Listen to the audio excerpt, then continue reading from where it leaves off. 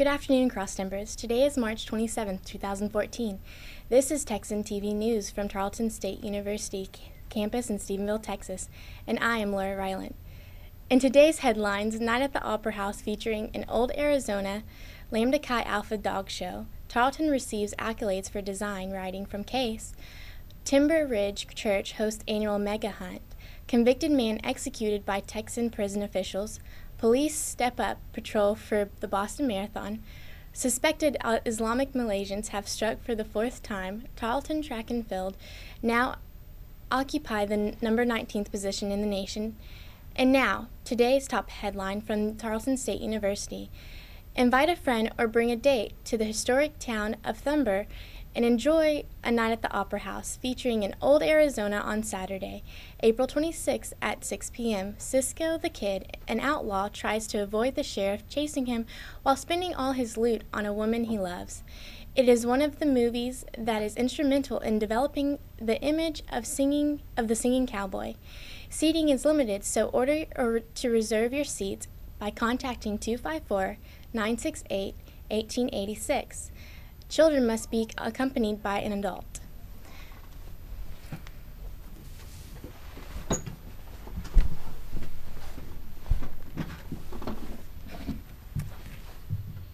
With us now is Adam Barnes, Lambda Chi Alpha's Vice President of External Affairs, to speak on behalf of the fraternity's annual dog show.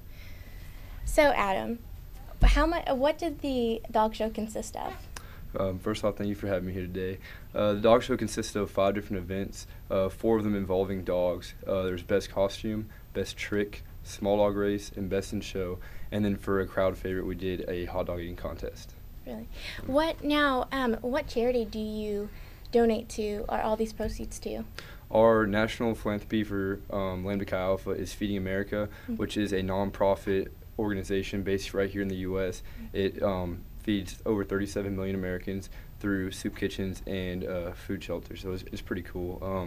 It's a lot of fun for the brothers to actually go out there and serve others and stuff. So it's pretty fun. So what was your goal for this charity event, and how much did y'all raise? This year is actually the first time we did a dog show. We want to do something a little bit different, kind of fun for the whole community to kind of get involved in. So we didn't really have a goal, really anything that we got was just greatly appreciated.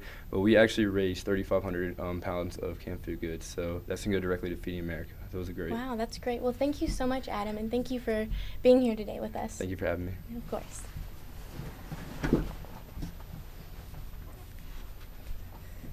In campus news, from Public Media Relations for the 3rd straight year, staff from Tarleton State University's Department of Marketing and Communications have earned recognition from the Council of Advancement and Supportive Education, CASE. Tarleton took top honors for design, single spread in its 2013 Tarleton magazine. Tarleton also won a Silver Award for feature writing more than 1,000 words for The War That Never Ends by contributing writer Catherine Jones, an instructor in Tarleton's Department of Communication Studies. The article concerned returning war veterans and the demons of post-traumatic stress disorder. Staff from the Advancement and External Relations received their award Monday, April 14th, during the CASE District 5 conference held in Houston. Now in regional news, from the Empire-Tribune, the Easter Bunny won't be able to stay away from Timber Ridge Church's annual mega hunt. This weekend, where the eggs and prizes are expected to outnumber the hunters themselves. The 3rd annual mega hunt, which is widely known as Stephenville's largest community egg hunt, is something church members look forward to every year. Pastor Nick Burleson says the church is trying to give its guests a great experience, and the team put together a lot of great events. A detailed list of events from this year's hunt includes 3,300 Easter eggs, bounce houses, prizes for kids, face painting, and pictures with the Easter Bunny. The mega hunt is a free event and will be held from 10 a.m. to noon on Saturday at Stephenville City Park. We want everyone to come out because we know they'll have a great time and we'll be able to make a number of great families' memories right here in our local community, Burleson said. And now, today's Texan national and international news from the Associated Press. In Huntsville, Texas, a man convicted of fatally stabbing his ex-girlfriend, her young son, and her mother 13 years ago at a home in Corpus Christi was executed by Texan prison officials Wednesday. The lethal injection of 39-year-old Jose Villegas was carried out after his attorneys unsuccessfully argued to the U.S. Supreme Court that he was mentally impaired and ineligible for the death penalty. Just as sedative began taking effect, he gasped several times, then started to breathe quickly. Within less than a minute, all movement stopped. Villegas was pronounced dead at 7:04 p.m. Central Daytime, 11 minutes after the lethal dose of the sedative began. He became the seventh prisoner executed this year in the nation's most active death penalty state. Villegas' lawyers filed a last-day appeal asking the Supreme Court to stop his punishment, saying testing in February showed he had an IQ of 59. The High Court denied it several hours later, slightly delaying his punishment. Villegas was convicted of fatally stabbing Ernda Salazar, 23, her 3-year-old son, Jacob, and Salazar's mother, Alma Perez, 51, in January 2001. Their bodies were discovered by Salazar's father when he returned home after being excused from jury duty. Each had been stabbed at least 19 times. Now in national news, the arrest of a man with a rice cooker in his backpack near the Boston Marathon finish line led police to step up patrols Wednesday. While organizers sought to assure the city and runners of a safe race next week, the actions of a man whose mother said he had a mental disorder rattled the nerves of Boston prepared for the annual race. Authorities said that did not consider it a security breach, and officials also expressed confidence in heightening security measures for Monday's event. Security plans include thousands of ununiformed police, hundreds of plainclothes officers, and about 100 strategically positioned video cameras that will monitor the crowds. Police also strongly discouraged spectators from bringing backpacks. Boston police denoted that the suspicious backpack Tuesday night, along with a second backpack that was later found to have been left behind by a journalist covering the day's remembrance. Police Commissioner William Evans said that neither bag was determined to have explosives. The 25-year-old suspect, Kayvon Edson, was arraigned Wednesday on several charges, including threatening battery and the possession of a hoax device. Bail was set at $100,000, and the judge ordered that Edson be evaluated at a state psychiatric hospital. Now in national news, local government and security officials said Wednesday suspected Islamic Malaysians have struck for the fourth time in 3 days in Nigeria, killing 20 people, including a traditional ruler, and attacks in the northeast.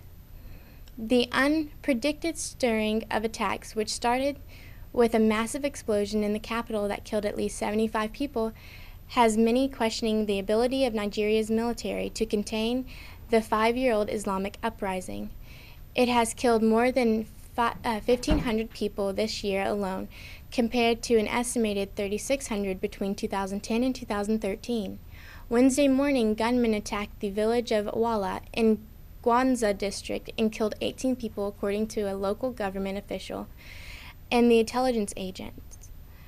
They both spoke on the condition of anonymity because they are not authorized to speak to reporters. The attacks came from Monday's explosions just miles from Nigeria's seat of government and Tuesday's abduction of about 100 young women at a school. All but 8 of the young women, they were aged between 16 and 18, were free by Wednesday night. A military spokesman said in a statement, health officials say 141 wounded victims are in 15 hospitals and clinics. The death toll is expected to rise as it does not yet include victims where they were blown apart. Now in sports news reported by Tarleton's Athletics, Tarleton moved up one spot one spot in the latest men's polls of the United States Track and Field Cross Country Coaches Association national ranking Tuesday afternoon, and are now currently occupying the number 18th position in the nation, after falling from number 12 to number 19 in the last week's polls. Tarleton is back up again in the 5th week of the rankings.